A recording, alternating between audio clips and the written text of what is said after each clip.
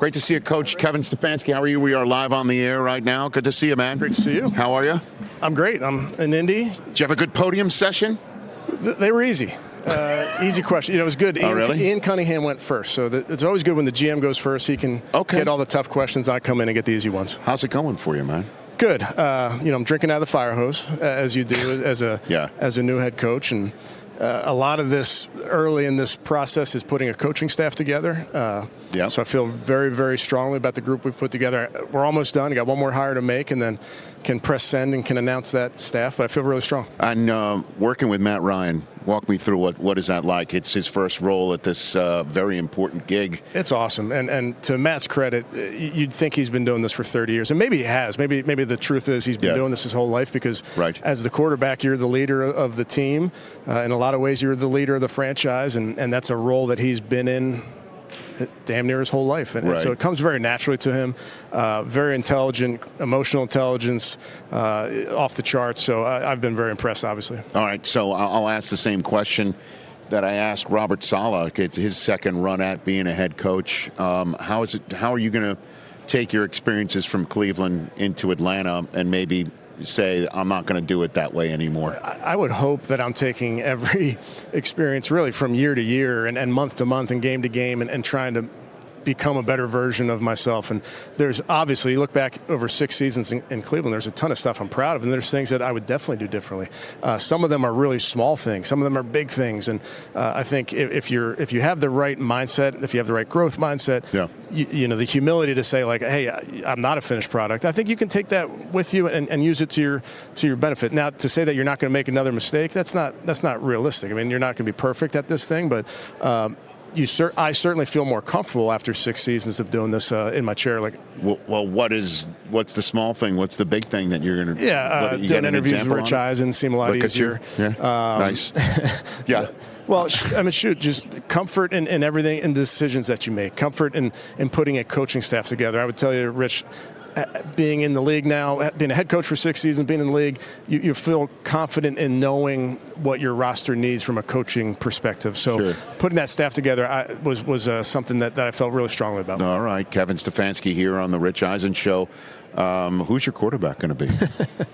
Well, it's February, so that doesn't matter. You can't ask me to be nuanced, Kevin. I'm very excited about Michael Penix, as you can imagine. Now, what's most important to Michael, and he knows this, and he's done an amazing job, is rehab. Yes, and he's getting healthy, and he's attacking his rehab. So I'm proud of where he is right now. He's definitely still has work to go, but he's just got to keep his head down. That's what he's doing. And then do you have a plan if Kirk Cousins is available or he will not be available? Or I know what's being reported out there right now. I think those are all things that we're working through. I think Ian and Matt and myself have had a lot of those discussions, and obviously Ian talked this morning about Kirk, and I think the world of Kirk. Obviously, have a personal relationship with him, but we're excited about what we have moving forward. Okay, and then Penix, what'd you see from him? I imagine I don't think so. I mean, obviously Watson was still either healthy or coming back.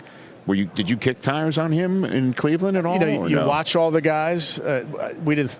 At that moment in Cleveland, didn't think we'd have a chance at him. But you watch all of them, and anytime you're watching those receivers from Washington, you're watching him. So there's some crossover that you're doing. Really talented young man. He's the highs on tape are quite impressive, and it's our job as coaches to put a system around him where we feel like he can go maximize his talent. But this is a young man that can make all the throws, is a good athlete. So excited about him. But again, what's most important for Michael is getting healthy. Well, in terms of excitement, right, and in terms of you being a coach, and how many kids do you have? I have 3. How old are they? 16, 13, 10. Okay, so bigger kids, bigger problems. I've got 17, 15, and 12, and there are times where I'll wake up in the middle of the night and I'll start thinking about work, and I got to turn my brain off. I imagine a head coach in the NFL is something similar to that. Yeah. But how tough is it to turn your brain off when you think about Bijan Robinson?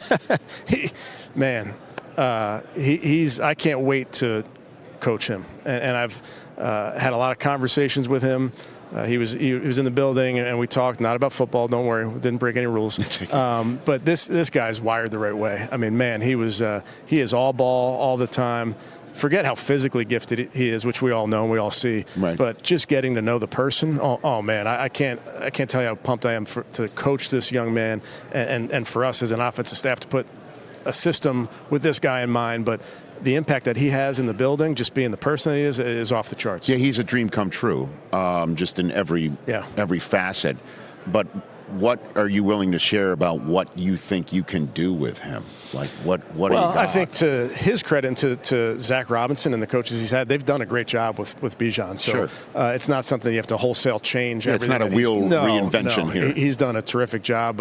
I'm excited about some of the things we're going to do that, maybe a little bit differently in the run game, maybe a little bit differently in the pass game, but there's no shortage to the things you can do with him. And we have to guard against a little bit and, pump the brakes and say, okay, I don't think we can give it to him every play. Maybe we can. Maybe we'll try to break the record. But, just understanding that we want this player to affect our games on Sundays.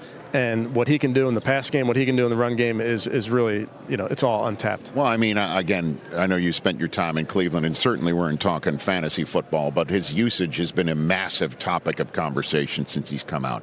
Whether he's used in the red zone, whether he's used to punch it in the end zone, whether he's used enough. Yeah. And I'm wondering where you land on that subject matter. Well, as a former fantasy player myself, okay. Yes, sir. I understand people's desires. I'm sure having him on their team.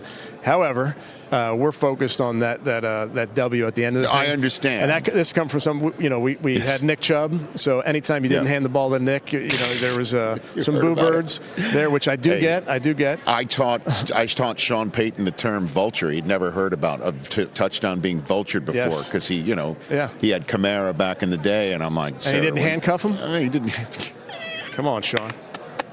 Yeah. No, but I do bring up the fantasy element because obviously his usage in real football is a conversation to be had as well. Without a doubt. And the truth is we have talked about and we'll talk about you want Bijan for a 17-game-plus season, and you want to make sure that you're being smart about what you ask him to do throughout the season. And it's a long season, but we want to make sure we're maximizing the player.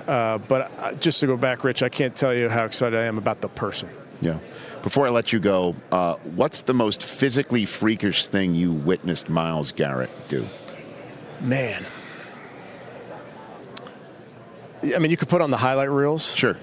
Even if it's in practice. Even if it's in the weight room. Sure. Yeah, actually, you could do that too. You could put on the highlight reels. You could look at the weight room.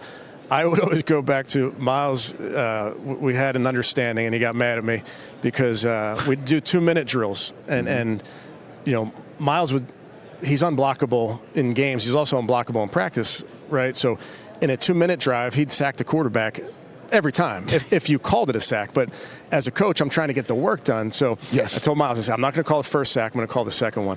And I probably didn't do it enough to Myles' liking. But we also probably wouldn't have been a very good 2-minute offense because the drill would be shut down because he would just end it every time. So I marvel at what he can do physically.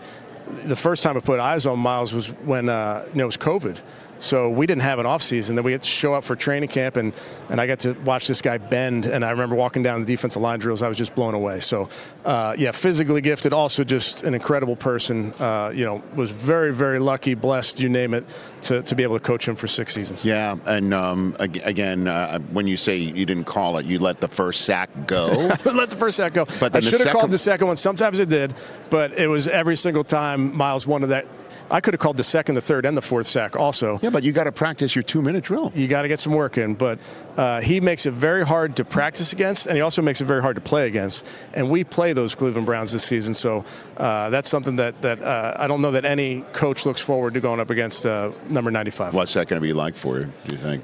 Yeah, I mean, I think so much of this, Rich, is the relationships that you build in this day and age. And it's not just, it's with players, it's with coaches, it's with the staff, it's with, all the people throughout that building. Those are friends, and those are really family. I mean, you spend so much time together. So, that'll be a special time for me. I went back when I was in Minnesota for 15 seasons, went back and played there, I think in 2021. Very similar, where you're staring across the sideline at so many of your friends, so many people that you know and you love. So that's just part of this business. Good luck to you, sir. It's Thank you, always Rich. great to have you on the show. I'll take that luck. Please, you bet. Hey, you made it all the way to the end. Thanks for that. Check us out every single day streaming live on Disney Plus and the ESPN app 12 to 3 Eastern.